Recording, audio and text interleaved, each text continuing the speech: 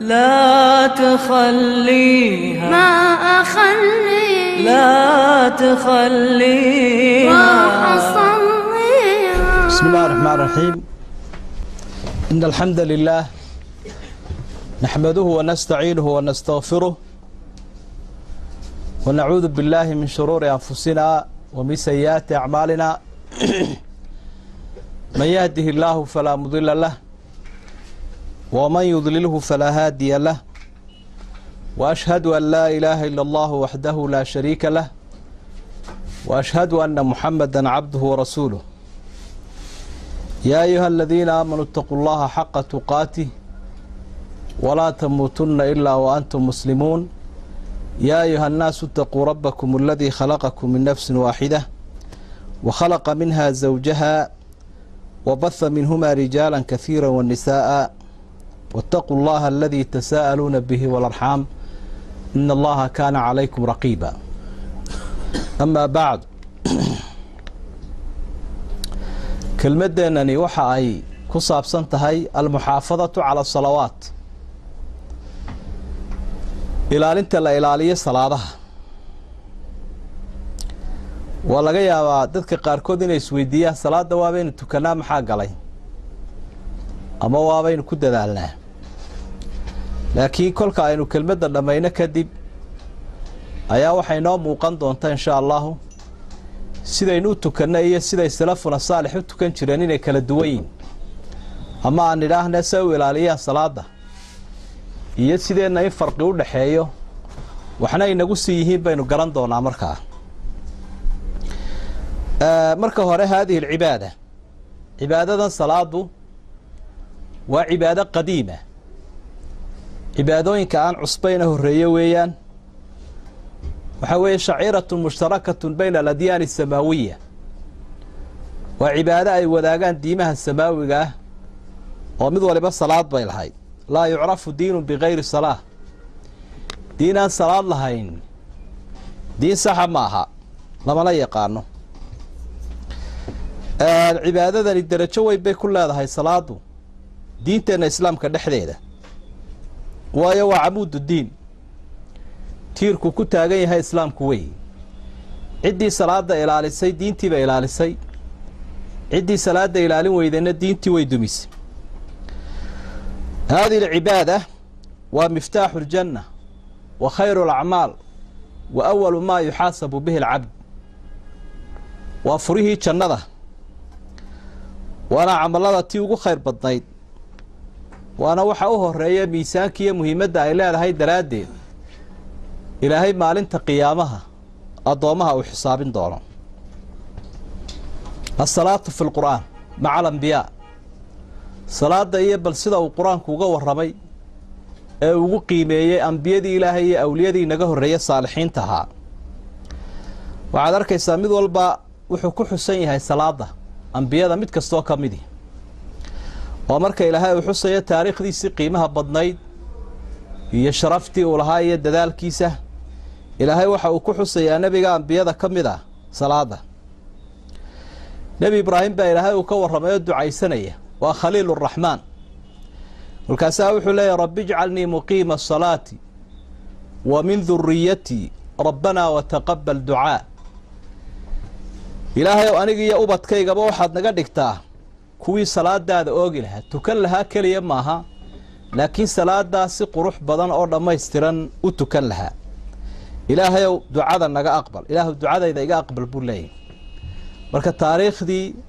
iyo tilmaantii wanaagsanayd ee nebi ibraahim qur-aanku salaad buu ku qiimeeyey. sidoo kale inankiisii ismaaciil addabiix ismaaciil calayhi salaam, markuu ilaahay ammaanaya sifooyinku ku ammaanay salaada ka mid ahay. wa kaana ya'muru ahlahu biasalaati waazakaati wa kaana cinda rabbihi mardiya,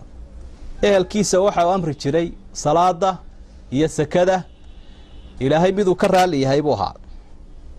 nebi muuse calayhi salaam isagana ilaahay waxa uu faray markii u horreeye ilaahay uu la faqay kadibba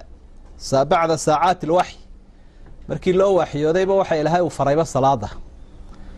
waxay taasina tilmaamaysaa inuu ahaa xidhiidhkan salaadu mar walba xidhiidhka u adag ee ilaahay iyo addoomaha u dhexeeya.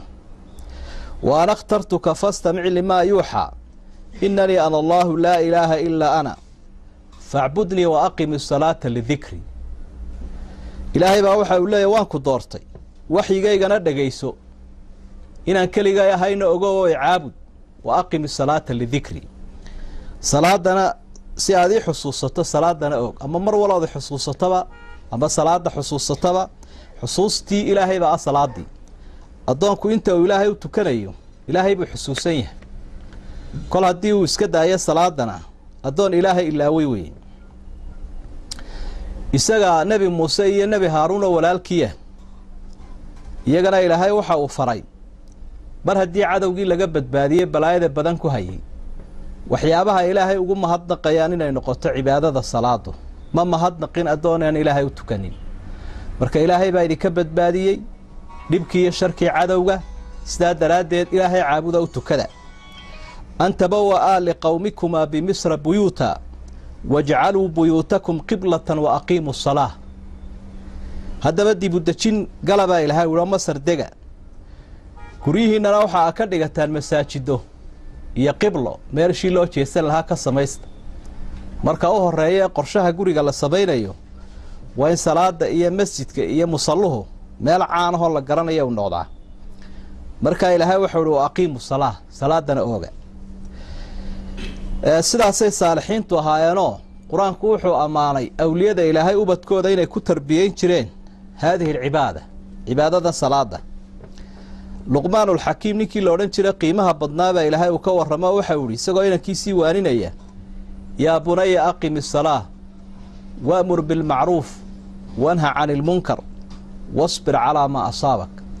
وحيابها وأمر يا عبادتنا أوه الرئيس ويا وحي كلبا وسهلنا يا نضونك هدو إلهي عابدي وصلاة وتكنيو نبي عيسى عليه السلام وقرآن كي الصلاة دي أنبياء دي بين كترناه عبادة منزلة دي درجة دي كتاقنا الإسلام كنحيس هذا ولا إسلام كهابا وحي لهاي وحصة إلمها يرى عيسى مركيوه الرئيو صار الشيبة يساقوا مجاة وحولك كتره وحيوه الرئيو كهد ليبا دفاعي هو يدي يوحوها هي عبادة الصلاة وأوصاني بالصلاة والزكاة ما دمت حيا وأوصاني بالصلاة والزكاة ما دمت حيا إلهي وحوي دردار مي صلاة إيه سكده انت نفك تشوغين نوله ووحيه الرئيه كهدلي معناها أولياء إلهي ويكبوا حسنت عالم كانوا ويكو إيمانيا نبي محمد عليه الصلاة والسلام وها خاتم الأنبياء والمرسلين يسجن إلهي الصلاة وأمره وحول أتلو ما وحي إليك من الكتاب وأقم الصلاة واحد مدة جارسيساد أو آخر ذا كتاب كاللجو وحيوده ومدة وآخره الصلاة دنا أوك مدول بقى إقامة الصلاة بالهاي وفريا تكشكل يمها لكن إقامته وحفر ربضان وكونا ينشيجينا كم بدهين أي وضطا لما يستر إيه قرحين إيه إلالين إيه هجاتشين وي وعكلا ربي وفر النبي عليه الصلاة والسلام إن صلاة كلي أنا كوهانينه عدو تشعلي هاي بدبادة ده هي أهل كيسبة وأولا قرمده وأمر أهلك بالصلاة واصطبر عليها صلاة أهلك فر وكو أتكه أبر هدي ليدي أدونا حيجي سوكو الصبر والضوفان ذا يدبايلها الدوية دي اللي حيجي على ذوية كا قادم كما قادين النبي عليه الصلاة والسلام يساقوا والله هالقبصة ديونه بني آدم كخلق كوكوشري فرها بضان أيها لو ديقيا يساقنا رسولك صلى الله عليه وسلم وحاو مدى فرائين عرور توده يا أهل كوده مركي تدبتشير قارانبا أي أصيب بالعبان هدي أنبيادي كوا نقدين قرآن سدا وقشيكي عبادة وحي لهاي وكور رمي أو تلمامي أن الصلاة صفة جوهرية من صفات المتقين تتلو الإيمان بالغيب صفوين كقيمها بضن أصل كأ إلهي وكو أماني مؤمنين أي كمتها صلاة إيمان كصور راعة هدى للمتقين الذين يؤمنون بالغيب ويقيمون الصلاة ومما رزقناهم ينفقون قرآن كريم كآبل وقيس سورة البقرة أي لهي وحو أماني دادكي تقوى لهايو markaasaa wuxuu uhi waa kuwa qeybka maqan ayay rumeeyaan salaadana way oogaan wixii aan siiyeyna waxbay ka bixiyaan mar kale haddaad qur-aanka akhrido iyo siduu mu'miniinta ugu sifaynayo salaada sifooyinka mu'miniinta ee qiimaha badan ee tobaneeyada ah ilaahay uu ku ammaanay qur-aanka dhexdiisa wuxuu ku bilaabay oo uu ku dhameeyey sifaadka muttaqiinta iyo muflixiinta salaada qad aflaxa almu'minuuna aladiina hum fii salaatihim khaashicuun waaladiina hum cani illagwi mucriduun salaadii baa u soo horaysa sifooyinkii wanaagsanaa waxaana u dambeeya waaladiina hum calaa salawaatihim yuxaafiduun kolka hore salaaday markay ku jiraan bay khushuucsan yihin oo ilaahay ma ilaawaan kamana sii jeedsadaane ilaahay bay u soo jeedaan marka dambena salaadahooda ilaaliyaan buu ilahay suuratu sa'alana waa sidaas oo kale sifaadka kuwa u horeeya iyo kuwa u dambeeyaba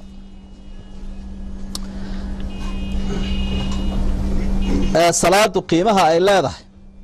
aad buu ilaahay u adkeeyey in la ilaaliyo waxaynu ku jirnaa waa ilaalintii cibaadadane fi alxadari waasafar waalamni waalkhawf wa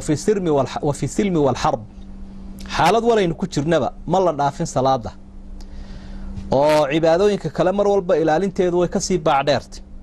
haddii la negi yahay iyo haddii safar lagu jiro iyo haddii cabsi lagu jiro iyo haddii la nabad gashan yahay iyo haddii dagaal lagu jiro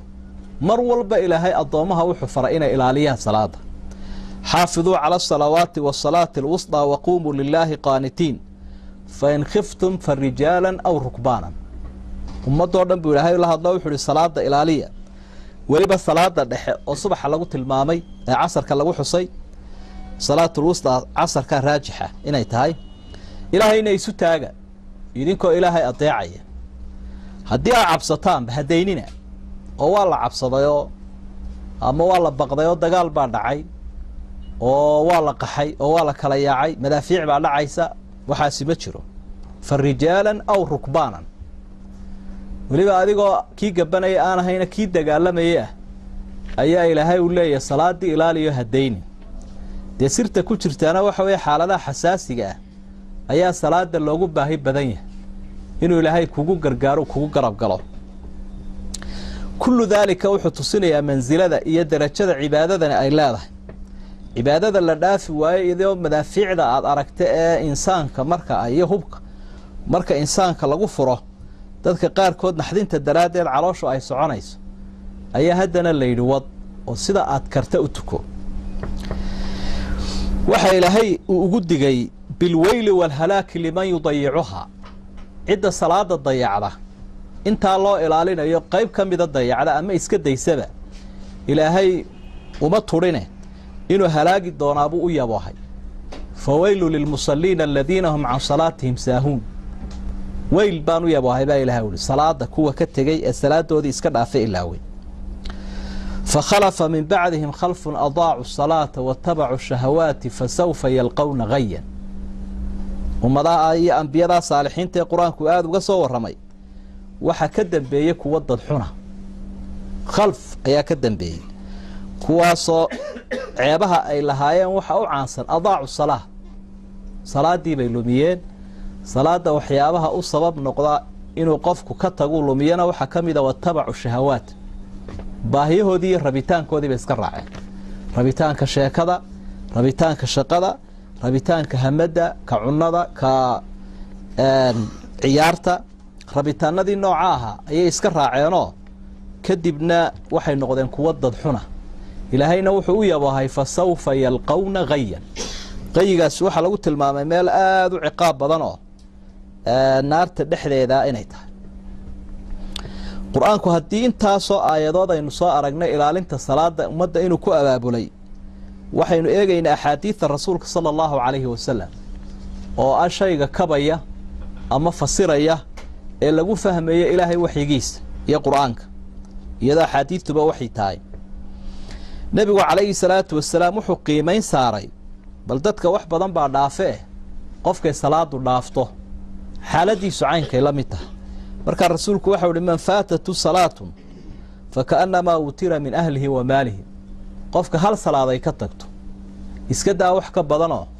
waxa uu ka dhigan yahay in laga keli yeelay oo uu ka goblamay oo uu ka caydhoobay dadkiisa iyo dunyadiisa isagoo wiilal iyo gabdhaba ka maanta madaafiic ay ku dhacdo la yiri reerkii balaaya ama dab baa leefay gurigiisii oo caruurtii ku jirta dab ku gubtay markaasaa la keligaaba ka baxayba sawirka noocaasa qofka sida uu dareemay ha u dareemo ayaa rasuulku tilmaamaya sallallahu alayhi wasallam salaad kaliya qofka ka tagtay wuxuu doonayaa waa kaga mashquulo waciidkan iyo dambigan goorta uu yeelanayaana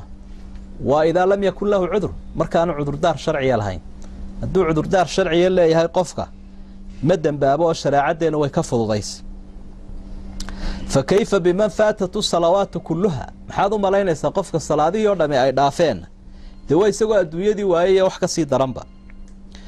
salaada haddaba la doonayaa salaadoo dhan maaha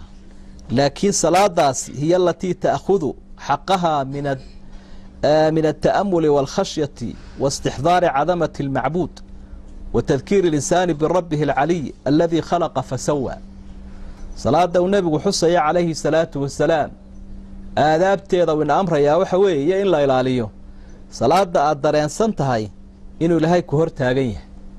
والله شاكي سنيس وإلهي الله فقيس وإساقنا وكو جوابي مركب هدليسو سورة الفاتحة آخري xadiidkii caanka ahaa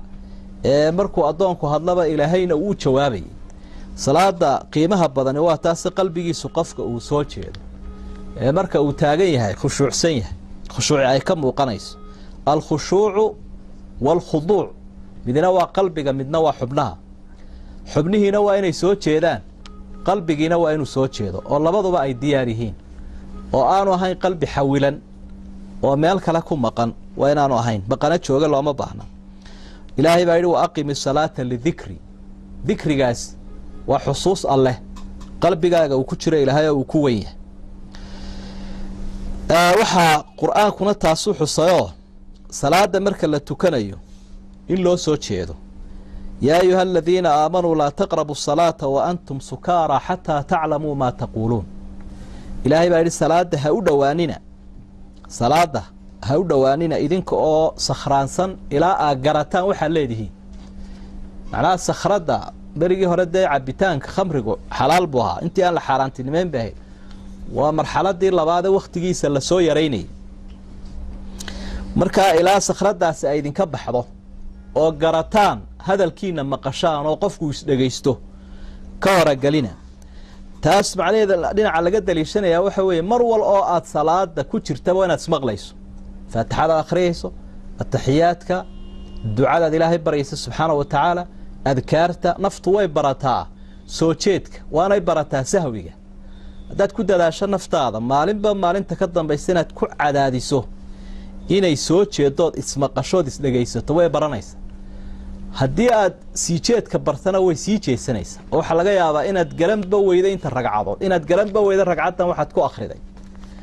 oo haddii lagu idhaahdo imaamku suuradeebuu inagu tukiyey dad badan baan garanayn labadii ragcadood ee jahriga ahaa ee hore faatixada kadib imaamku suuradeebuu akhriyey in badanoo innaga inaga midi waxay odhanayaan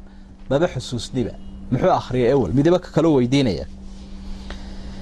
ibnu cabbaas allaha ka raali noqdo waxa uu leeyahay rakcataani maqsuudataani fii tafakurin khayru min qiyaami leylati waalqalbu laahin laba ragcadood aan u jeedo oo aan dhexdooda ku fikiray ayaa iga wanaagsan habeen dhan oon cibaadaysto oo qalbigaygu maqan yahay waxa ii tirsan salaada inta aan ismaqlayeen soo jeeda qalbigaygu ibnu cabbaas saasuu leeyahy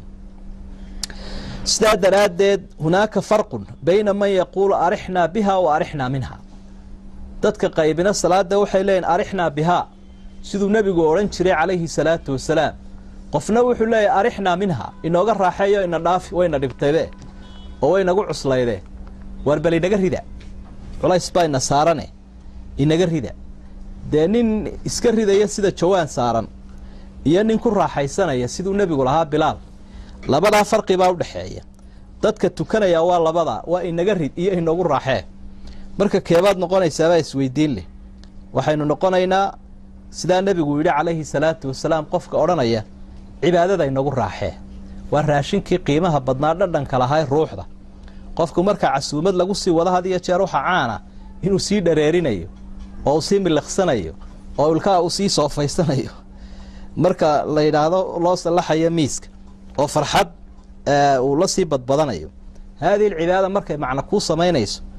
waa markaad sida casuumada aad ugu sii socoto ugu sii faraxsan tahay ee inta aad halka fadhidana aad mafsuudka u tahay casuumada inuu sheegayna waa cuncun yar oo loo cunayo jidhka iyo caloosha oo ay caan tahay cunada in kastaba jeclo oo mar alla marka aad ka dhareegtaabad oonayska Turkiya oo inaga qaada kii shaqaalaha ama ina dhaaf arageeda iga qari ayaad oranaysa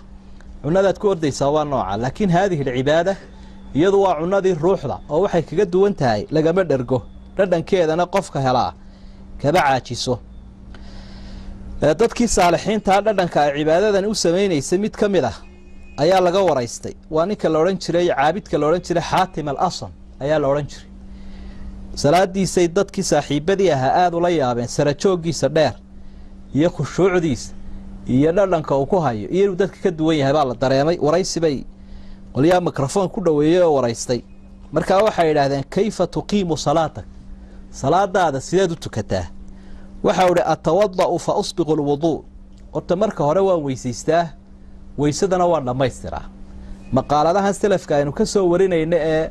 sida ilaahay u caabudaan ay ka waramayaan macnaheeduna ma aha inay istus ka tahay ama faan laakiin waa duruus iyo casharo ay dadka u dhigayaan si loogaga daydo marka arrinku nooca yahayna ajribu qofku ka helayaa kol hadaanay riyaa iyo sumca ka ahayn marka wuxuu salaada waan u weysiistaa horta weysadan hagaajiyaa thumma aati mawdi'a as-salati bi sakinatin wa waqar halka aan ku tukanayaa baan tagaa aniga oo si degan oo miisaaman u soconayo oo gebgeblanimo iyo fudayd iyo duldul aan igu jirin fa ukabbiru takbiran bi tawqir الله أكبر بان إلهذا سمي سامن أنا أرانيو وأقرأ قراءة بترتيل قرآن كإلهي نسيدجن أو هبايسن أو أن اسمق ليون ضدبيني الدريرين لهين أيانو أخريا وأركع ركوعا بتخشع والركوع أنيقو أو آدي وقبو غنية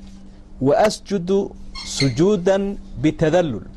مركز سجودا يندل بدن بان إلهي وموتشيا ما دام عندك يحبناها يجهلك وشرف بالضيد وأتمثل الجنة عن يميني والنار عن شمالي وحن كسوق هذا الجنة ندين عن مدكت إن يتهايو مفتاحي لجوج لي صلاة دنا يتهاي نار تندين عنان إسكدجاه بدحده وقاشان كذين وصلاة دين هايوان كسوق هذا والصراط تحت قدمي جدك الصراط ده وحن كسوق هذا إن نستجي كتاجنا هاي وصلاة كلها فيه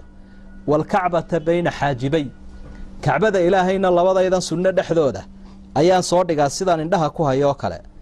وملك الموت على رأسي ملك الموت كان كذا نسكسو صارا وذنوبي محيطة بي دنبيا ديدينا وحن كدغا إن أنيغا إيغو خيرين هينو أن مضانها إن كبد بعد عبادة إلهي وعين الله ناظرة إلي إيش إلهينا وحن كسو قادا إن إيغيسو وإلهينا سبحانه وتعالى إيشي سيئي هيسو وأعتبرها آخر صلاة لي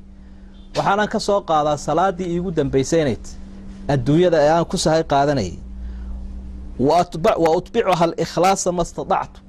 وحانا نسكوك ضياء إنا صلاة دا كل دالو أو أن راعيه إخلاص انتان كاريو يدى عطنمو ثم أسلم وأنا لا أدري أن يقبلها الله مني أم يردها علي انت كدب وان سلام النقصدا انيغو او ان غرانين او ان اسكو قنعينين انو الهي ايغا اقبلay in kale inuu ilaahay iga aqbalay ma go'aansado laakiin waxaan waliba ka warwarsanahay talo ilaahay ma ka aqbalay salaada saa u tukatay bise kaama aqbalay ninka sidaa u hadlaya waxa weeye ninka lodkiisi iyo ummadaba wacyi gelinaya ee kalaamkiisana xigmadu ay ka muuqanaysa Xaatim al-Asam la ilaha caabidkaas هذه العباده waxay cibaadooyinka kala kaga caansan tahay ee arkaan islaamka intooda badani waxay soo noqnoqdaan sanadkii mar laakiin cibaadadani imtixaankeedu waxa uu ku adkaaday waxay soo noqonaysaa 5 jeer waa tafaralka baynu ka hadlaynaa 24 saacadood oo waliba miisaaman oo waliba qaar badani ku beegan yihiin waqtiyo nafta ku culus marka la eego hurdadeeda marka la eego raaxadeeda marka la eego shaqadeeda marka la eego ehelkeeda nafta ku culus qofka bani aadamka ana waxa joogtada ahi wuu kaga dhib badan yahay waxa marmarka ah oo had iyo jeer shayga joogtada ah baa dadku ku kala hadhaa oo camalkii mudaawamada waxa laga eegaa inuu qofkani joogteeyo inuu jarjaro shaqada imika wadaan haysan adduunyada marka qofka sanadkii la qiimeynayo ama waxbarashadaba waxyaabo lagu qiimeeyo qofka waxa kamid ah xuduurkiisa intee oo maalmood buu jaray intee oo maalmood buu habsaamay ayaa lagu qiimeeyaa marka sir baa ku jirta soo noqnoqodkan cibaadadan ilaahay uu nagu soo celcelinayo 5 jeer 24 saacadood laha sir asraar bay leedahay inaynu fahamna ay tahay asraarta waxa kamid ah inaha xamaamur ruuxiy lil muslim yatadahharu min ghafalati qalbi wa dahara wa xamaamu galaya 5 jeer qofku oo ku nadiifinayo wasakhda iyo qafladaha qalbiga qofka ka soo fuula وهذه شركة ديدت كي أوسك جواب هاي اللي جنا ضيفيه قلبي جيبه وحي بهاي هاي رانكي يقفل دي وحي هيستين السجن اللي جنا ضيفيه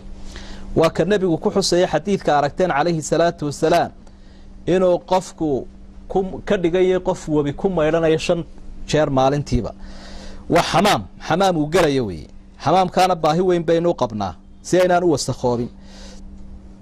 قرآن كاي لهاي وكحص وحوري واقم الصلاة طرفي النهار وزلفا من الليل إن الحسنات يذهبن سيئات إن الحسنات وصلاتها يذهبن سيئات وحلو وحي قفكو قفقو قلا يوردن أيها إلهي وكو تكسينيا آيات وحي كو سود دكتي نينكي قبردن كذا أجنبية ده مركي آيات داسي أي سود دكتي وو فرحي وحول آيات داني أنا قوم بي حسينيسا رسولك وحول صلى الله عليه وسلم ما يأمد أوردن الصلاة نظافة وتجمل الصلاة اللي نوسع عليه وحكمده نظافة كسك وهذا هو قروح قفكنا قيمة وحو كله قروح له إنه فولح يهينه إلهي أمد ضوا كنا عضاه ساد رادد با إسلام كان وحا وشرط وقرد جايبه الصلاة أقبل كذي أنسحيد ده ظهارة مفتاح الصلاة الظهور بالنبي الله عليه الصلاة والسلام فرها لقو فرية صلاة وظهارة wax kasto wasakh oo qofku nadiif ka yahay jirkiisa maradiisa meesha uu ku tukanayo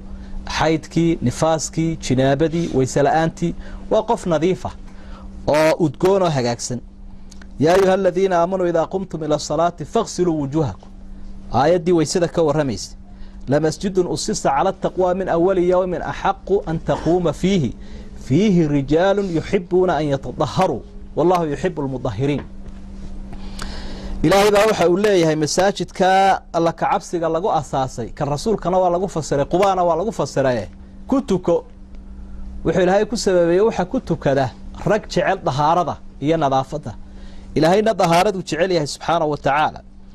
سيدا درادد بإسلام كينو مال انت جمعة وحا أوجدي التطيب والتجمل إنو قفك اسقرحية أو مال انت وظهارة قاتو وسدقونيو dadka jumcada isugu imanaya dad udgoon ay noqdaan hadii qofku aanu tukaninba qurunka ma foga oo gaalka waadiga aragto isagoo inoo soo sameynaya saabunti iyo waxa la wixii wax nadiifinaya oo dhan soo sameynaya haddana qurunkiisu iska xambaarsan ninba wuxuu ka warwarsanaa nimanka gaalada la noolaanshahoodu soo nacayo wuxuu nin professor ahaa oo baaxith ahaa oo PhD aan diyaarinaya aan ka raajici jiray buu ayaa waan raacaayo waan la socdaa madkaraadkii notiskan ka qoraa ishadii dambe ayuunbaa meelaanu joogno busruwaalka iska yara bixiyay buu dabeedna waxaan arkay buu bahalahan clinikiska waxaan la yiraahdaa balbalaadan oo dabada kaga naban show de suuriga markii uu ka soo kacay waxba iskama beenine ninkii wixii siiba uu wataaba wixii uu markuu xamaamka ka soo baxay dabadunba waxaan iskaga nabo nigiska uga dhigaya halkii baan kaga soo dhaqaaqay wallaahi ninka dabadiisa nadiifin waaye inaan waxa la wuxuu ku taray adduunyaha jirin marka inaga adiga jeer dadkeenu kolka aad qofka tiraahdo maxaad u tukan weyday dadka caamada wuxuu ku oranayaa wallahi nadiif baanan hayn marada ayaa iga wasakhaysan bal insha Allah dharkan maydhanaya macna qofku wuxuu isku qanciyay hadaanu ilaahay caabudayno aanu tukanaynin inuu nijaasta iskala saaxiibi karo laakiin hadii uu ilaahay caabudayo aanay nijaasi suuroobay oo la kala kaxaynayo salafuna saalix dhaqankoodu caynkaas ahaa oo asraartay salaada u fahamsanay saasay حسن البصري كان إذا قام إلى الصلاة لبس أجود ثيابه فسئل عن ذلك فقال إن الله جميل يحب الجمال فأحب أن أتجمل لربي وهو يقول يا بني آدم خذوا زينتكم عند كل مسجد حسن البصري مركا كعياب حرنشري درك قروح ضبضنا عيدها إيو جمعها الله حده إيا مقالة مركا لتقى إيا مدحظة لقابلة إيو haddii arrintii la weydiiyo la yidhi intan oo dhan maxaa ku hawlayna waxa uu ilaahay uu quruxiyo wanaag buu leeyahay anuguna quruxdana ilaahay uu jecel yahay marka waxaan jecelahay inaan ilaahay isu qurxiyo maadaama aayadana uu ku yiri ilma bani aadam oo quruxdiina iyo dharkiina iyo bilicdiina qaata marka aad masaajidka tagaysaan marka waxay tahay salaad subax ahaato salaad cishaa ahaato meel kasta ku tuko waxaad ogaataa ilaahay boqorka inaad is hortaagayso oo aanay adigoo urtu ku muuqata ama jirka meel kale aanay haboonayna si fiican aad ilaahay ugu soo labisato subxaanahu wa ta'ala asraarta soo noqnoqodkeeda salaada waxa kamid ah as-salaatu quwwatun ruuhiyya wa nafsiyya ma'a kawnaha riyadiyya wa cibaado awood u samaysa ruuxda iyo nafta iyadoo riyaadana siisa oo riyaadada lagu sheegayo waa carbis marna jirka la carbiyaa marna ruuxda carbiska ruuxda ayaa ka jirka ka horeeya qofku hadduu jirkiisa u dhiso oo ruuxdiisa aanu dhisin waa qolfoof kaanahu khushuun musanada laakiin hadduu ruuxdiisa dhiso qofku iyo naftiisa oo riyaada ruuxiya qabla albadaniya ay jirto jirkuna wuu la soconaya uu raacaya sida daraadeed baa salafuna saalix marka taariikhdooda laga waramayo culimadii iyo cubaadii laguma xuso inuu qofkaasi ama ordi jiray ama jimicsan jiray ama saasoo kale ee qiyaamkooda laga warami jiray marka sarajooga waqtiga dheer ay ku qaadanayaan iyo sujuuda iyo rukuucda kuwaas waxay uga dhignayaan awaris ama saacado badan oo qofku ordo oo jimicsado ayay uga qiimo badnaayeen marka quwada kordhinaysa waxa kamida tuciinu shakhsi ala mataa'ib alhayaati wal masaa'ib dibka soo gaaraya qofka bani aadamka ah ayaa ay ka fududaysaa ruuxdiisiiba saacado helaysa oo nasanaysa sida daraadeed baa ilaahay waxa uu nafaray dhibaatooyinkan adduunyada si aynu uga nasanayno cibaadada ku dadaalo yaa ayyuhalladheena aamanu istaciinu bis-sabri was-salaah inna allaha ma'a as-saabiriin sabirkiya salaadii buu ilaahay israacinaya oo uu leeyahay gargaarsada hadii dhibku haysto salaadu maad u carabaysa nabigu marka mushkilada ku timaada iyo warwar xasabahu ida xasaba amru salla marka arin murug geliyo xaga salaadu uu kacaya uu nasanaya oo uu nafisaya waxa kale ilaahay uu leeyahay wastaciinu bis-sabri was-salaati wa innaha lakabiratun illa 'ala al-khashi'in wa dab dadka ilaahay khushuucsan bay salaadu ayuunba u fududahay kuwa aan khushuucda lahayn way ku weynti iyadoo la weysaysto 5 miro la weysaysto iyo 8 daqiiqo la tukado intaasaa buur uu qaadayo qofka kaga culus ilaa balaayo kale uu helisay cibaadada waxa la inoogu soo celcelinayaa inaan uga maarmaynin maalin iyo habeenba yustaftahu baabu rahma wa yustanzalu al-ghayth min 'indi Allah roobkii rahmaadkii baynu ku doonaynaa iyo raali noqoshihii ilaahay rahmadana ilbiriqsi kama maarano sida daraadeed baa lay ku celceliya si roob u heshaan si rahmad u heshaan si raali noqosho ilaahay u heshaan marka islaamkeenu wuxuu jideeyay xataa hadii madarka aynu weyno meel kale loo kici maayo laakiin ilaahay baa loo tukanaya subxaanahu wa ta'ala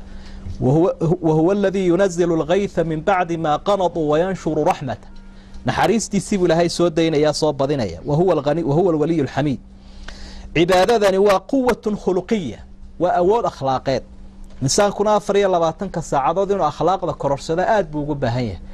إنسان كأخلاق ذا ونكسرنا أمضه كما عاجسان قال إيه إسلام حتى الحيوانات قفكوا هدو أخلاق ونكسين حيوان كالكاتشوغا labada qof uu kala garanaya akhlaaq xun kula dhaqmaya ka akhlaaq wanaagsan waa talaayada waraabuhuba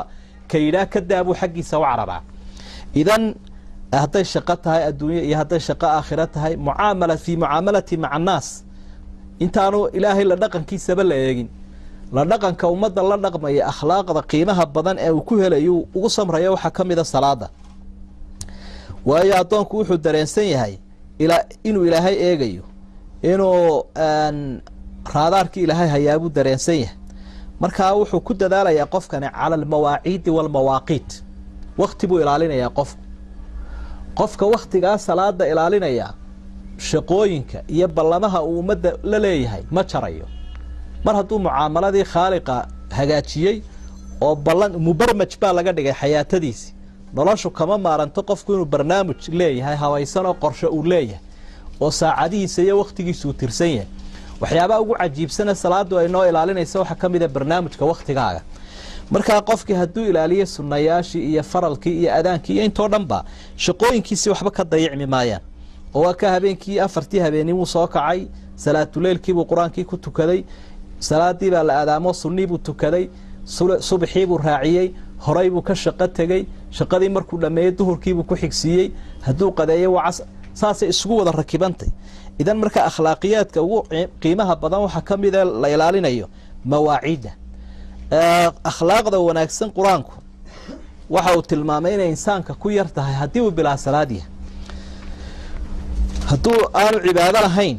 akhlaaqdiisu inay liidato mid inkaaran oo kakanuu yahay buu tilmaamay ilaahay baa wuxuu yidhi fii suurati sa'ala fii suurati almacaarij ina alinsaana khuliqa haluucan idaa masahu sharu jazuucan wa idaa masahu alkhayru manuucan maxaa uu ku xigsiiyey ila almusalliin dadka tukanaya mooyaane dadka tukanaya ee sifooyinkaa qiimaha badan leh ee sifooyinkaa kalena raacsanna ilaahay waa raaciyey laakiin taasaa usoo horaysa wa aqimi asalaata ina asalaata tanhaa can alfaxshaa'i waalmunkar waa dembiga iyo foolxumada labadaasu baaba ugu daran dembigu dadka ka gelayey dembigu ilaahay ka gelayey foolxumadii ka dhacaysay tanaa kaa hagaajinaysa baa ilaahay weli marka ummad akhlaaq le baynu u baahannahay waa adiga arkay oo qof weyn oo ama maal leh ama magac leh markay akhlaaqdu ka xun tahay wuu foolxun yahay ilmo yaro hadda soo kacaamaya markuu akhlaaq wanaagsan yahay wuu qurux badan yahay dadka aan rabaayadii iyo akhlaaqda toona lahayn aad bay u foolxun yihiin cibaadadani waxyaabaha markaa akhlaaqda u keenaysa weeye qaybta u dambaysa waxaynu ku qaadanaynaa salaatuljamaacati wa masaayaha salaadii jamaca lagu tukanayey iyo haddaba iyaduna dheeraadkay leedahay iyo islaamku siduu u dhiirigeliyey iyo waxyaabaha laga macaashay iyo dadkii saalixiintaa sida ay ugu dadaali jireen salaatuljamaaca waxaa lagu tilmaamaa annahaa tarbiyatun ijtimaaciyatun rashiida wa madrasatun insaaniyatun caaliya calaa nasqi ataariikhi fi ladyaan waxaa lagu tilmaamayaa inay tahay waa madarasad qiimo badan oo qofku uu gelayo oo caalamiya oo dadkiibaa lagu dhex daraya kayfa yatacaamalu maca annaas mucaamaladii khaaliqa qofkii waa leeya waa kan iska cibaadaysanaya haddana markan jamaca la jideeyey atacaamul maca annaas baa la baraya dadka qaarkood baa iska santaag badan iska kibir badan hadiyo jeer is ururin karaa laakiin marka qofkani si uu dadkiisa ula noolaado waxa lagu dhex daray dadkii ayaa lagu dhex daray intaasoo qofoo kala kaanoo kala duwan ayaa lagu dhex daroo layidhi ku dhex tuko markaa dadkiiba isbaranayaan sida loola noolaado dadka ayuu baranaya idan markaa suuqgeynta iyo mucaamalada bani aadamka iyo tijaaradana waxa ku fiicnaan kara qofkii jamaca ku fiican marka halkaa la eego xaaladaas waana arin taariikhiya xagga diimahoo dhan oo jamaca saa lagu tukanayay ilaahay baa reer banu israa'iil wuxuu ku yidhi warkacuu maca araakiciin ha ka kibrinee dadka tukanaya la tukada waxaana la diidayaa an yaciisha almuslimu fii cuslatin can almujtamac qofka muslimkaa inuu gaar u noolaado waa la diidan yahay oo gaaru noolaanshuhu salbiyaad iyo dhibaato badan buu leeyahay jamacaasi wuxuu ku sii wanaagsan yahay masjidka ilaahay ayuu ku wanaagsan yahay cibaadadaasi miisaanka ay leedahay daraaddeed nebigu calayhi salaatu wasalaam in jamac lagu tukado wuxuu doonay dadka ka hadhaya jamaca inuu guryaha ku soo gubo arrin aad iyo aad u cajiiba wey oo nebigu dadkaa ugama naxariisan inay halkaa sii joogaane wuxuu ku haminayay uu doonay inuu guryaha ku soo gubo cabdillaahi ibnu mascuud afarka uu warinayaa wuxuu ku tilmaamayaa wuxuu ihi qofka jecel inuu ilaahay la kulmo aroorta isagoo muslima falyuxaafid calaa haaulaa'i asalawaati xaysu yunaadaa bihinna qofka ilaahay doonaya aakhire inuu la kulmo isagoo muslimo hoggaansan war salaadaha halka looga eedaamayo masjidka ah qofku ha ku dadaalo oo ha ku soo tukado nebigiisana ilaahay wuxuu u jideeyey sunan alhudaa wadooyin la maro oo hanuunku uu leeyahay oo calaamad u ah marka salaada jamaca lagu tukanayaa waa sunanulhudaa ayay ka mid tahay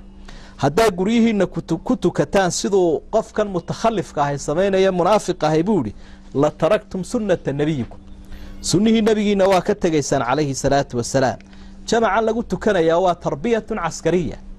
وتببر لسينا يدك مسلمين تاهو جهاد كود أو تببرنا حتى جهاد كيف وحكان فعيا جماعة استاد رادد با إمامك معناه أمرضوا قادنا يا سي عجيبة تالسك وحقامنا يدك الدجال قلنا أيو أمر كسي وناكسن وقا قادنا يا قفك جماعة كنيا وإمامك النبي وحول فإذا كبر الإمام فكبروا وإذا قرأ فأنصتوا وإذا ركع فاركعوا وإذا سجد فاسجدوا وإذا سلم فسلموا وحيو إمامك سمايا أمرك سيدنا بوقات أمرك سيدنا بوقات ذلك marka goordhowna kaasa in anfacaya ilaahay u tukada wax cibaadadan waa dhul badan bay tijaabo ka tahay ninkii dagaal gelinayay Taalut la oranay reer Banu Israa'iil dagaal gelinayay markii hore muxuu ku sii tijaabiyay soom inay soomaan buu ku sii tijaabiyay marka hala yaabin in qofkii salaadii lagu sii tijaabiyo marka jihaadka la gelinaya ka horna sidaa daraadeed qofka nidaamka jamca ka baxa islaamkeenu wuxuu tixgeliyay ama rasuulkuba kaanama kharaja ala al-insaaniyya inuu insaaniyadiiba ka baxay kol hadduu amar qaadan waayo fawdo noqdo nidaamkii uu diiday insaaniyadiiba uu ka baxay marka rasuulku lahaa sallallahu alayhi wa sallam ألا يخشى إذا ركع أحدكم أو سجد قبل الإمام أن يمسخ الله رأسه رأس حمار هرميان متكين كبقنين كلكو إمامك كهر ركوعا أما سجوده إنه لهي مدحي سكردقو مدح ضمير أو بدله ميانو كعبسنا إنها كبقضو وها اسكا إلاليو سلفنا الصالح وتصالي البين نوغو هايين حق النقن كإيه عبادة إلالين تيدا ولبا جمع لغو إلاليو haddaad odhan lahayd malaha arrintaasi way adag tahay dad aynu siday jannada u doonayaan inaguna aynu jannada u doonayno inaynu la gallo ayaa mudan inaynu ku dayanno tusaalayaalna aynu ka soo qaadanno oo waxaan quraanku uu ka warramayo ee xadiidka rasuulka uu ka warramayo sallallahu alayhi wa sallam dad inaga mashquul badnaaba ka xaqiijiyo ka hirgeliyo waaqica nololeed taariikhdana ku xusan marka way mudan yihiin si aynu nafteena xaafis ugu noqdayno ku yara dhiirigelino inaynu taariikhdooda wax ka soo qaadana maadaam aad loogu tabcay la shaandheeyay maraajic badan laga qoray oo ibikaba mutadaawalaho yaala marka waxa ay ku dadaali jireen jamaca balse aynu ka horreysiino fawaa'id at-tabkiir ila salah in jamaca loo degdega masaajidka agteena shanta salaadood faa'iidooyinka ku jira ee aan adduunyo laga helaynin ehelna laga helayn ummad kalena laga helayn ilaahay un laga helo kuwa marka aynu helo ayaynu calaamadsan karaynaa qiimaha iyo tayada uu leeyahay aynu garan karaynaa horta ugu horeyn qofku markuu salaada u degdega salaad uu ku jiraa hadaad jamaca waqti hore tagto inta aad joogto masjidka salaad baad joogtaa rasuulka sheegay sallallahu alayhi wa sallam la yazaalu ahadukum fi salaatin ma daamat salatu tahbisu inta salaad halkan u fadhida masaajidka ee ama aad sugayso ama aad sii fadhida tu kala sugayso marka tii hore tukatay salaad baad ku jirtaa waxaad qiimaysaa ninkaagan iska fadhiya hadduu doono sheekaynayo hadduu doono quraanka iska akhrisanaya haddana inuu salaad ku jiro wax weyn weeye qofkii inuu salaadii u degdego jamci masaajidka tago tusalli calayhi almalaa'ika malaa'ikta ilaahay baa kugu salliyaysa sida rasuulka loogu salliyo sallallahu alayhi wasallam ayay noogu salliyayaan almalaa'ikatu tusalli calaa axadikum maadaama fii musallahu halkaa uu ku tukada inta uu fadhiya ama ku tukan doono malaa'ikta ayaa ilaahay dambi dhaaf bay weydiinayaan oo way ku saliyaan buu nabiga calayhi salaatu wasalaam waxaana mudan oo macruuf inaad ogaato malagu cidda uu ku saliyo ama u duceeyo ilaahay baa la ogol malagu faduuli maaha mid wuxuun iska yeela maaha sida bani aadamka ee wax ilaahay ogol yihiin buu yeelaa sidiisaba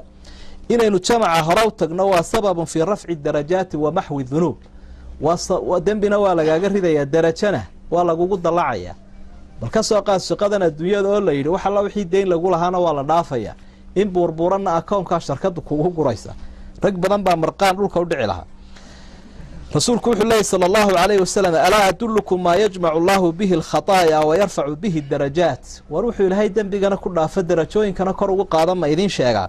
hadii daha weeye macnuhu oo asxaabtuna ay yiraahdeen waxa uu ku daray intidaaru salaati bacda salaad markaad tukatay inaad mid kala sugto ama hore sii sugto intaan la aqiimin ama la adaanin fadalikum ar-ribaad difaac leedin sheegaya waa kaas buu nabigu difaaca front line-ka ama halka oo horeeya cadawga lala galo kana lamida meesha xabadu ay ka soo dhacaysay muslimka laga ilaalinayo kana lamida faa'iidooyinkiisa waxa kamid ah inaynu jamaca hore u sii tagno waa damaan li idraaki salaati al-jamaaca 27 darajada ilaalinaysa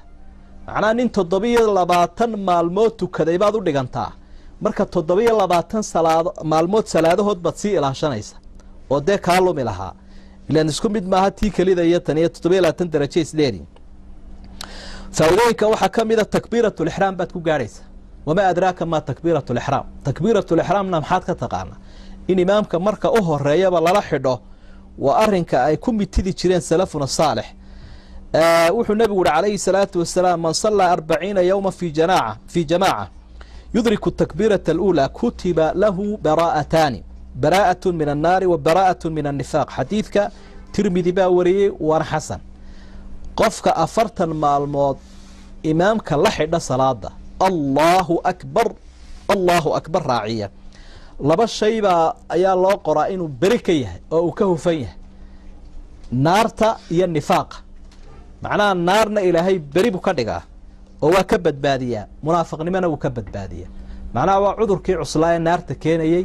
iyo naartii nuxuusta ahayd ee lagu dambeynayay labadaaba ilaahay bari buu ka dhigaa sidaa daraadeed baynu arki doonaa maqaaladaha qiimaha badan ee salafka sababtana inay imaamka la xidhaan ugu mitidayeen tanay ahaydoo baraa'adaasay doondoonayeen iyo 40 maalmood iyo ka badan inay ilaashadaan faa'iidooyinka waxaa ka mid ah almudakir yudriku wuxuu soo haleelayaa asaf alawal safka hore yaa gaadha qofka hore u tagan dee kii habsaamay dee ma gaadho nabiguna wuxuu yidhi dadku hadday ogaan lahaayeen aadaanka oo la ajiibo la tago iyo safka hore waxa ku sugan qorituur bay ku raadsan lahaayeen saxmad badan hadday ka dhacdo inoo qorituura baa la odhan lahaa inina kama tanaasuleen kaa waxaad ku gaari kartaa adigoo hore u taga sidoo kale calaamayaamin nabiguna calayhi salaatu wasalaam mar kale ku celiyay safka hore wuxuu yidhi khayru sufuufi rijaali awaluhaa wa sharuhaa aakhiruhaa safafka ragga waxaa u khayr badan kuwa horeeya waxaana u shar badan ka u dambeeya safkii dumarku xigaa ama waa nin daalay oo dee soo habsaamo gebgeble ah mar saddexaad wuxuu rasuulku yidhi ilaahay iyo malaa'igtiisu waxay u ducaynayaan oo ilaahayna uu u naxariisanaya malaa'igtuna ku saliyayaan cala sufuufi almuqaddam xadiidku waa saxiix safka sufuufta hore saddexdaa xadiidba safka hore ammaaneen kii waxaad ku heli kartaa inaad horay u tagto waxaa kaloo lagu helayaa hore u tagaa inuu qofkii gaadho calaa mayaamin sufuufta dhinaca midigta sufuufta dhinaca midigtana rasuulku sala allahu calayhi wasalam waxa uu tilmaamay inay ilaahay iyo malaa'igtuba ku saleeyaan qofka safka midigta ku tukanaya xadiidkaana waxa lagu tilmaamay xasan ibn xajar xasan buu ku tilmaamay qofku wuxuu ku gaari karayaa sunnayaashii qiimaha badnaa ee kabayay salaada isbeerka u ahaa yaa tukan karaya sunnihii qabliyadaha dee waxaa tukanaya qof jamcii hore u ajiibay adaankii ajiibay oo jamcii hore u tegay kii kale ee aan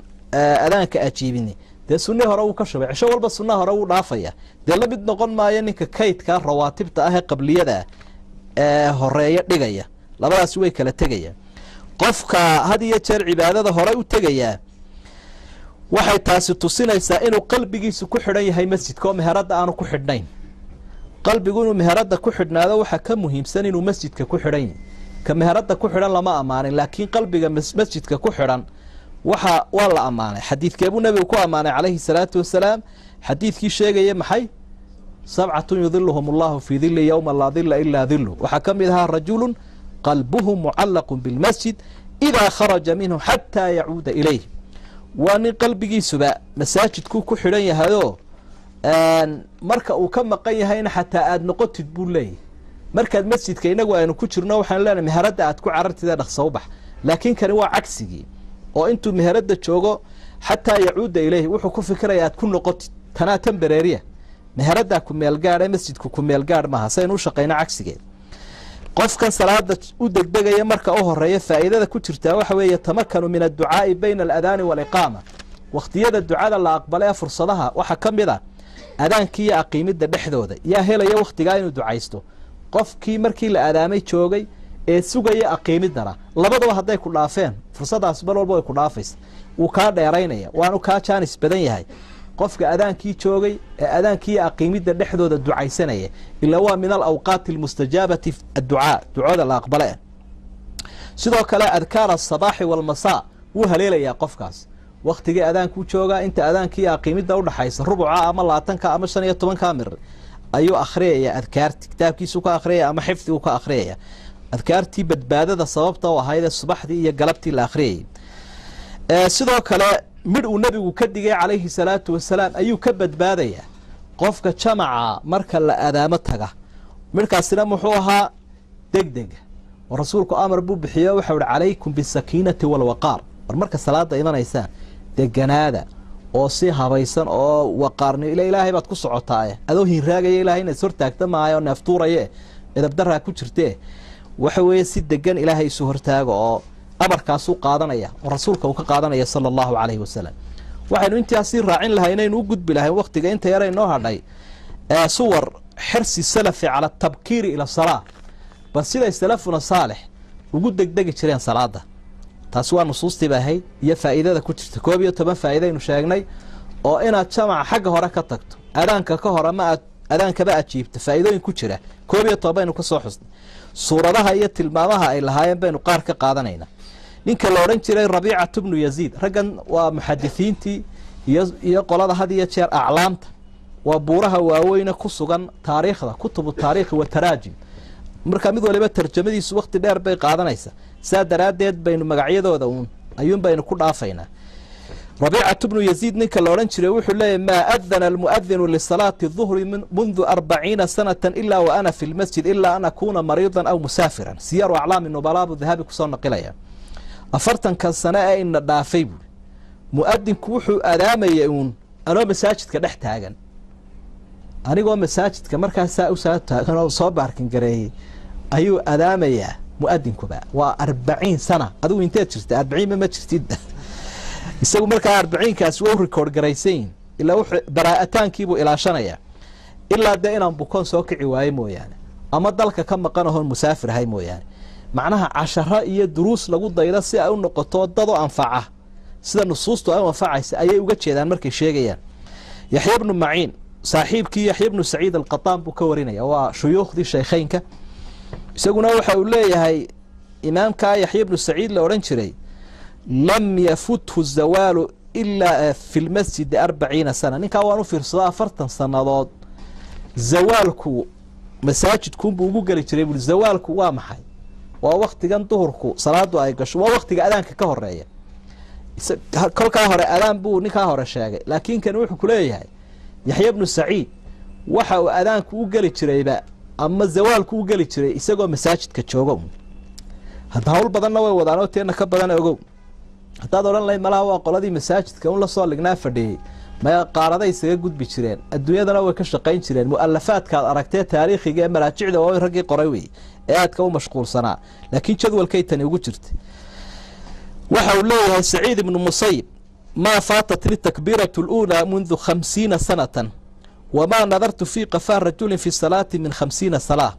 وفيات الأعيان أيا وقصوا نقليا شيخ maxaan ku dhaahdaa la oran jiray khalkaan wuxuu konton sanadood imay dhaafin Allahu akbarta imaamku 50 sana wama nadartu fi qafa rajul fi salati min 50 salah min 50 sana konton sanadood marka la tukanayo anu nin qadaadkii ma arag buu hada adigu dadka qadaadkooda u daawato waligeyba nin qadaadkii ma arag buu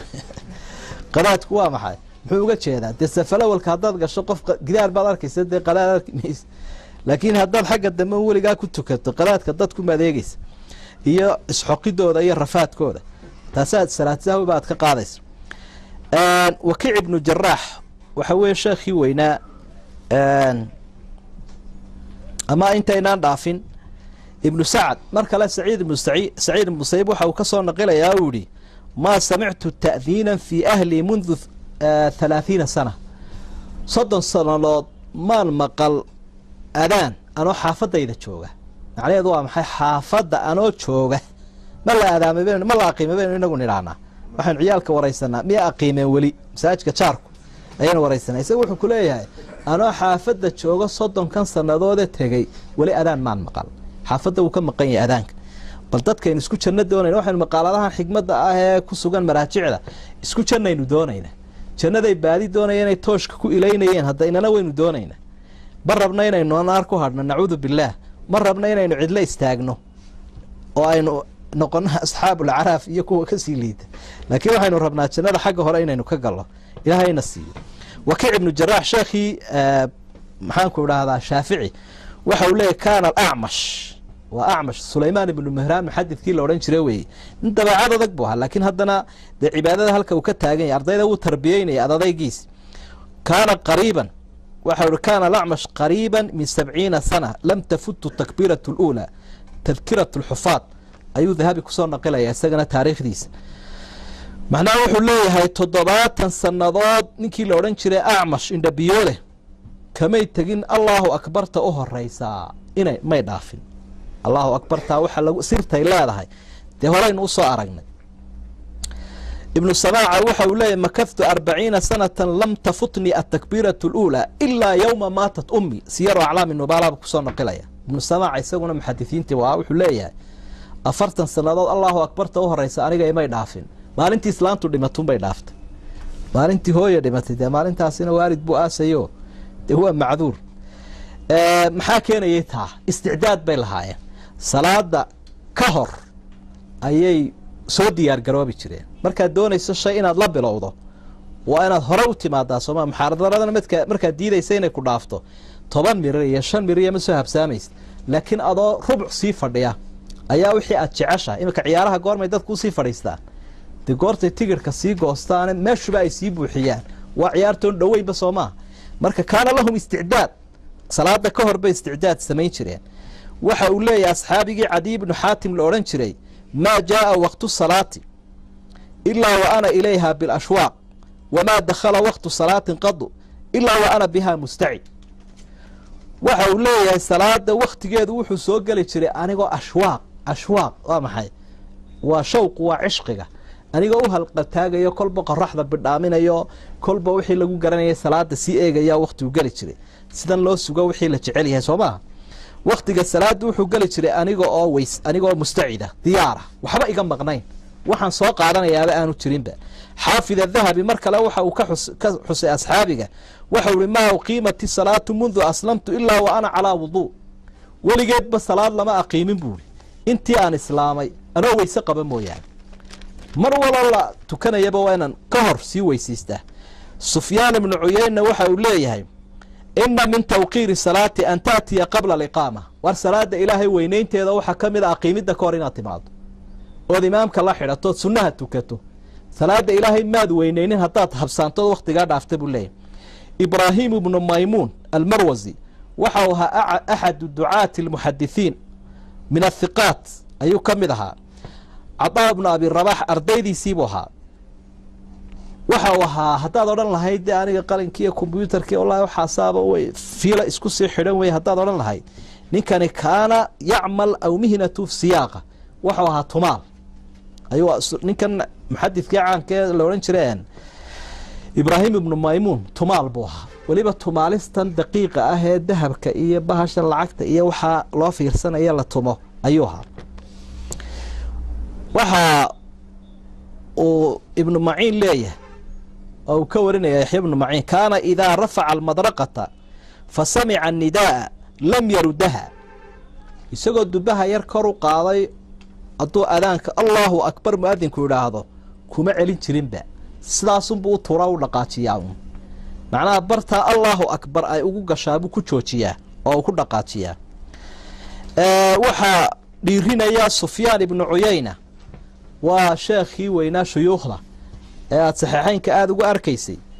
waxa uu dhiirinayaa dadka salaada in horay loo tago muxaafadada jamaca iyo jamacaadka ayuu ku waaninaya kulkaas waxa uu leeyahay la takun mithla abdi sawda la yati hatta yud'a iti salata qabla nidaa warniyo adoonta madow inankeeda ha noqonin soo adooma madmadow barigaad iyagii ciyaalkooda lagu riixi jiray jamaca ayaa jiray oo soo islaamoon macrifad badan lahayn iyo khushuuc badan war adoontii madoobeeda inamadeeda lagu waanin jiray salaada ha noqonin ee la oran jiray war qabla al-adhan war adhanka aji war ka soo kac ha noqonina malaataas inaga inagu socotaay wuxuu leeyahay la takun mithla abdi sawda la yati hatta yud'a iti salata qabla nidaa war ki aynka lagu waaninaya ha noqonina dad xoro istiraya noqda buu leeyahay Ibrahim an-Nakhai isaguna waxa uu leeyahay muhaddithkaas ida ra'ayta ar-rajula yatahawanu bit-takbirati al-ula faghsil yadayka minhu safwatu safwa sheekh kitaabkaas ku soo noqonaya mar haddii aad aragtay buuri nin fudaydsanaya inuu allahu akbarta hore imaamka ka gaadho nin fudaydsaday haddaad aragto faqsil yadayka minhu ka faraxalo gacmahaaga ka maydh innaga waxaynu idhaha hebel wuu ku daayay hebel wuu saqiiray wuxuu isaguna leeyahay hebel ka faraxalo halkaa kaga hadh buu leeyahay kaas nin uu ka dhacay buu leeyahay kaas waxay ahaayeen aad bay uga damqan jireen oo ay u xanuunsan jireen sida markaynu dhacanno innagu ee baddu wax inaga liqdo ama tuugu kuxadu kuuska yar kaa qaato sida aynu uga damqanaabay jamacaasi markuu dhaafo uga damqan jireen taasaynu ku soo gabagabaynaynaa qaadi shaam sulaymaan ibnu xamsat almaqdasi waxau ihi lam usalli fariidatan munfaridan ilaa maratayn wa kaanii lam usalliha qad weligay salaad waxaan tukaday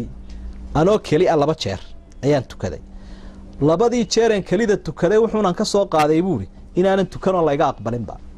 sawirka aan ay la leedahay damqashaday labadaa midh igu hayaan imisaynu tukanay inagu inagoo keliya ama guri ku tuka ama meel galo ama wallaahi waan xanuunsanaya intaynu marbarsoonayna isaga wuxuu leeyahay 2 midhun baanan jamac la tukan weligayba labadii xanuunka igu hayaan inaan ilaahayba aqbalin oonan tukanun bay aniga iga dhigayn waa damqashaday ku lahayd iyo say uga xanuunsan jireen saynu inagu adduunyada uga xanuunsanno hadda iyadoo ilaas wuxuu gaadhay baa la yidhaha cimrigiisana 90 jir sida uu ku soo naqilayo ibnu rajab alxambali dhaylu طabaqaat alxanaabila sida uu ku soo naqilayo sidaasoo kale moxamed ibnu lmubaarak asuuri waxa uu yidhi saciid ibnu cabdilcaziiz waxau ahaa markay salaadu ka tagto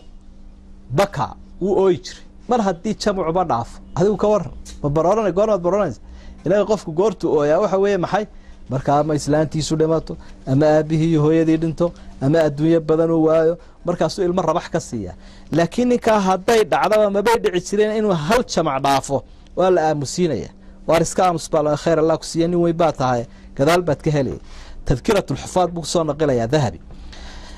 sidoo kale may ahayn cibaadadaasi dhaaftay wax u dhigmaamuu jiri jireen maymuun ibnu mihraan ayaa masaajidka yimi maalin maalmaha ka mid ah oo hore aynuu soo xusnay maymuun ayaa masaajid ku yimi mar alla markuu masaajidkii soo baxay baa layidhi qad insarafa annaasu min asalaa dee sheekh salaadii waa laga baxay salaadii waa laga baxay baa layidhi madaxuu qabsaday innaa lilaahi wa innaa ilayhi raajicuun macnaha sidii balaayo weyne ay ku dhacday balaayo dhacday dabcan wuxuu leey istirjaca musiiba markay dhacdaabuu qofku istirjaca adigu haddii aad jamca ka soo baxda maxaad odhanaysa inoo egeega 4 kale aynu isku xidhanno war noocii habsaamay arba jamc inoo sameeyin baad leedahay walaa tastarjic walaa taquulu shayan istirjaacna ma leh isagu wuxuu leeyahy innaa lilaahi wa innaa ilayhi raajicuun war balaayaa dhacdae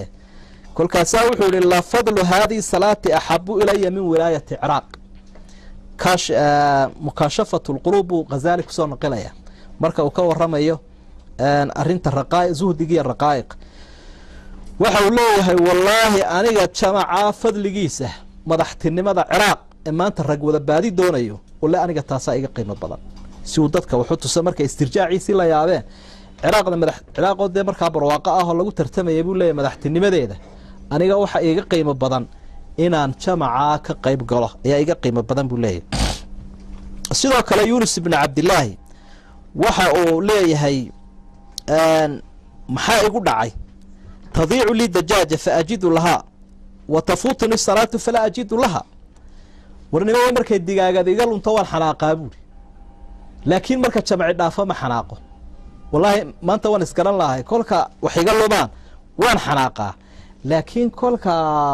salaadii dhaafto ma xanaaqo haadaa waxay tusinaysaa buu in qalbigaygu naaqusay xaatim alasam isaguna waxa uu leeyahay marka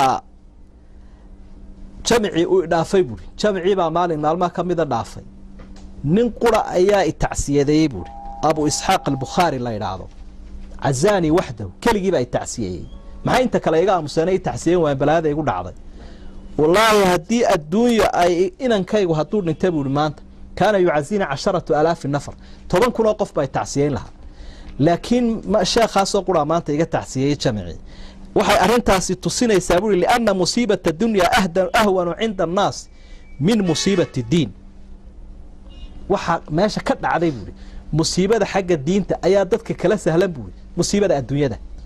musiibada diintu way la sahlantay waa kuwa iga tacsiyeeyeen waaye laakiin musiibada adduunyadu way la weyntahay oo hadduu ina ku dhinto 10,000 oo qof baa tacsidayda u iman lahaa war taa ka qiimo badan buu isagu leeyahay cumuuma walaalayaal waxaynu kusoo ururinaynaa waqtigiina 5 mirir baan dhaafay waxaynu kusoo ururinaynaa waxa la yidhi adduunyada waxaa ugu khasaaro badan man baaca diinahu bidunyaahu qofka diintiisa ku iibiya adduunyadiisa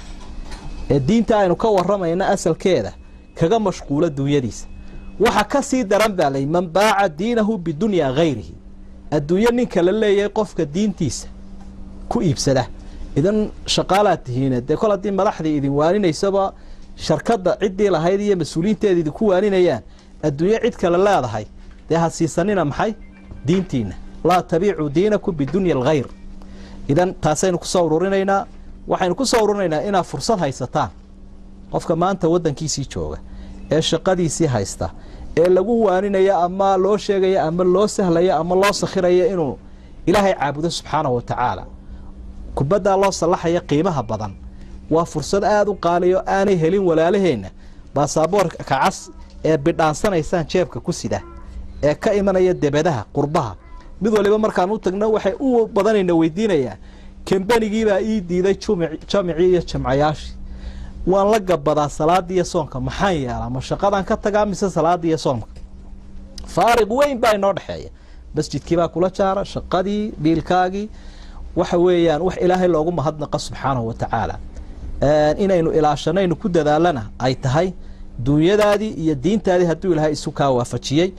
وهذا ما أقوله وأستغفر الله وحي عن قلدي فمني ومن الشيطان وأستغفر الله وحي عن شيئين أنا يدين كبين ولهي نقوض عفعال أمانتين أيين رجينينا وحانا نفتي دي يدين كبين كوانينيا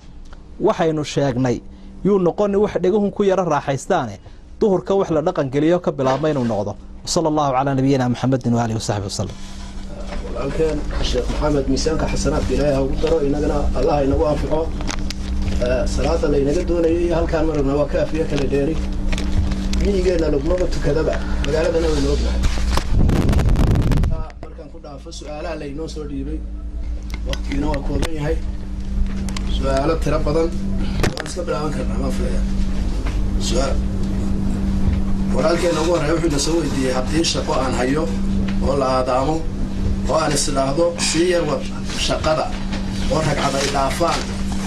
محارف النقرية وض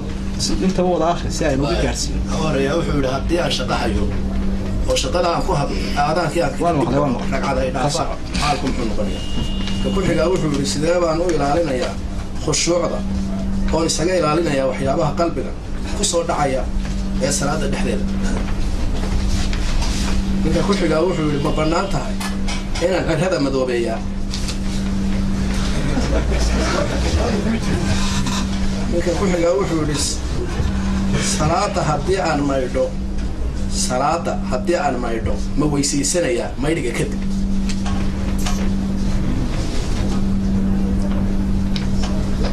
qof madax ku ah dhanka shaqada oo aan salaadana tukanayn markasta oo loo sheegana ka sii fogaanaya ma la shaqayn karaa haddii waalidku xanuunsado oo aan dhakhtar geeyo waqtigii salaaduna soo gasho dhakhtarkuna shaqadii wato operationkii jamacana sida aan kaga habsaamo sheekh ka warran guud qofka ay kaadidu ka socoto ee xanuunsanaya sidee ayuu iskaga nadiifinayaa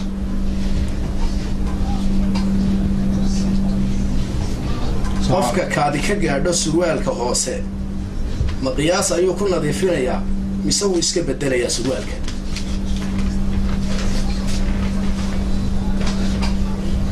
sheekh maxay diintu ka qabtaa cashuuraha kala duwan ee dawladdu ma bannaan tahay in laaluush la bixiyo si looga baxsado cashuurta sheekh salaada in jamc lagu tukado muxuu xukunkeedu yahay waa maxay se ciqaabta qofka aan salaada jamca ku tukan sekada alaabta ganacsiga ma qiimihii lagaa siiyey ayaa lagu sakaynayaa mise qiimaha uu markaa marayo ilmo yar marka masaajid uu i raaco wuu dhaqdhaqaaqaa markaa sideen ula dhaqmayaa dadka ayuu sahwisiinayaa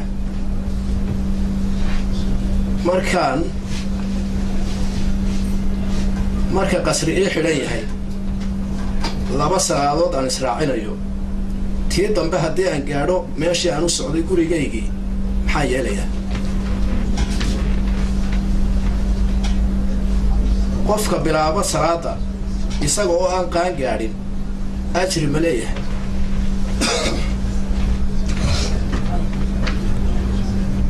marka salaada lagu jiro ee imaamku aamiin yidhaahdo dadka qaar gacanta ayay kor u qaadaan taas maxaa ka jira dadka marka qur-aanka lagu tufayo maxaa lagu akhriyi karaa ee ugu kooban